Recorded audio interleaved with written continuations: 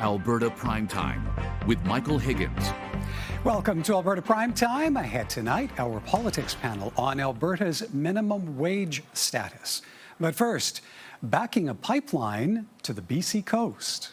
We fix the investment climate and get an agreement with the federal government to move forward on this on the major projects list, that proponents will step up and it will be built with private sector money.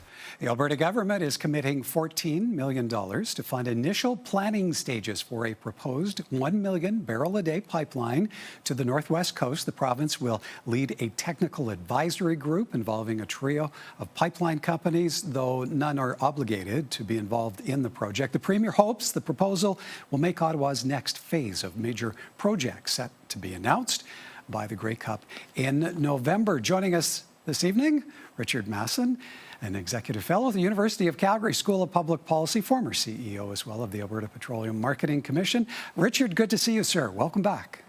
Great to be here, Michael. All right. Well, maybe as a starting point, what do you see being accomplished here? How much does this move the needle potentially on a new pipeline? I don't think it moves it very far. The challenge is this is a committee who's supposed to do a very preliminary scoping study over the next 6 or so months to determine what a route could be, to engage along that route with Indigenous and local stakeholders to try and see if they can support such an initiative, to figure out what the capital cost might be and what the tolls could be.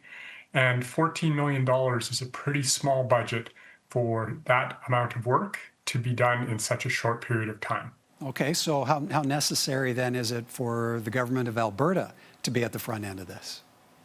Well, unfortunately, this is the only option that was left. The pipeline companies have said that they're not interested in pursuing this. They have all been burned before.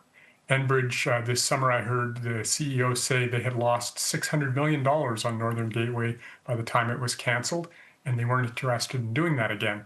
So we have had really bad outcomes for building pipelines over the last number of years, and pipeline companies are just not interested in it, and none of them are putting any of their money into this endeavor. So Alberta is essentially saying, we'll lean on your expertise, we'll ask for your guidance, and we will hope that we can move this far enough along that we can start to de-risk some of the big issues that are facing such a project to get it to a point where it might be attractive enough for you to consider. Okay, so on that point of de-risking, if regulatory hurdles are cleared and this lands in the next grouping of projects to be greenlit by the federal government, as they say, by the time of Grey Cup. Now, are current market conditions such then that private sector investment might bite?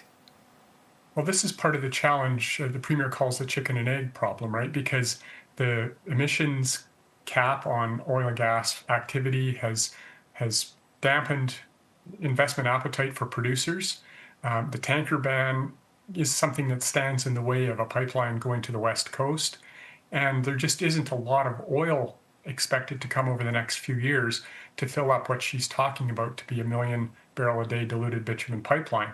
So you need to have confidence that you're going to be able to get your product to market at a reasonable toll before you're going to embark on big projects.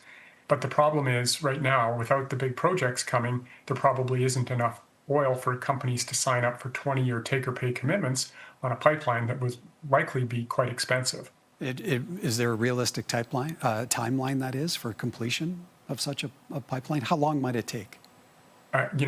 I heard again the CEO of Enbridge say the best case scenario might be 7 to 10 years, which I would concur with. Like the front end work, picking a route, picking a size, doing the capital cost estimates, getting the right of ways, working with all the Indigenous stakeholders, impact benefit agreements, equity ownership structures, that's years. That's probably 2 or 3 years to get to the point where you would have enough to submit a good regulatory application. And then the feds are talking about a 2-year approval process after that. Then the construction period will be 3-4 years. So it's a long time. This is not a quick fix to any problem. It is something that's going to take, determined effort. The consultation requires senior executives spending years of their life engaging one-on-one with Indigenous leaders and hearing their concerns and addressing their concerns. And if you don't do that, you're just not going to get the buy-in that's required. And there is no way to shortcut that step. And given such a lengthy timeline, is there a way to telegraph how much of a market there will be for Alberta oil that far down the road, a read on future global demand? Well, global demand, I don't think is an issue at all. It's continuing to grow every year, and we're a small player in it. And our oil is quite desired. The heavy oil we produce is got a narrow differential because other places in the world are not able to produce it. Venezuela's in tough shape. Mexico's declining. Our oil's in demand. That's not the issue. The issue is, can we find a way to get it to a market that allows for long-term support from all the stakeholders, Indigenous stakeholders, hopefully environmental groups, because this is, as the Prime Minister would say, decarbonized oil because of pathways. There are so many people who have an opinion about this, and it's such a big project, probably minimum $20 billion, could easily be quite a bit more than that. It takes a lot of effort to line everybody up to make you have a sense that this is actually something that can be delivered. In making the announcement on Wednesday, there was a lot of positivity coming from the Premier, from Minister Jean as well. With that in mind, how likely is an announcement like this to turn the tide on a major player like Imperial Oil planning to cut jobs significantly? I don't think it's going to have any effect. Imperial is cutting jobs globally and centralizing functions to be more efficient. They're not saying we're going to produce less in Canada. They're not trying to sell assets. They're quite comfortable with what they own here. The question becomes, will they expand? And they'll only expand if they think they have good market access.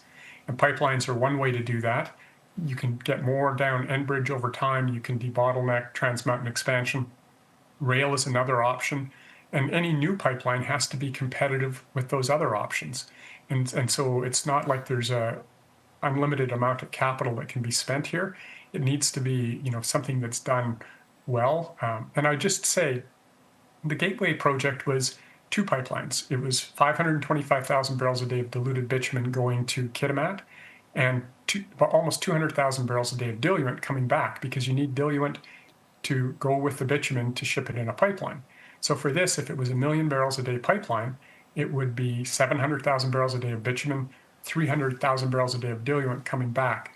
There's a lot to be put together to get that done. If you think about 700,000 barrels a day of 20-year toll commitments, that is all the big players signing up for more than 100,000 barrels a day each. That's big commitments, and it doesn't happen unless they have a high level of confidence that the pipeline can be done economically and will have Indigenous support, and that they can actually develop the projects here in Western Canada to fill the pipeline. A whole lot to consider moving forward. We'll have to leave it there. Richard, as always, appreciate your time, sir. Thank you. Anytime, Michael. Take care. Richard Masson is an executive fellow with the University of Calgary School of Public Policy.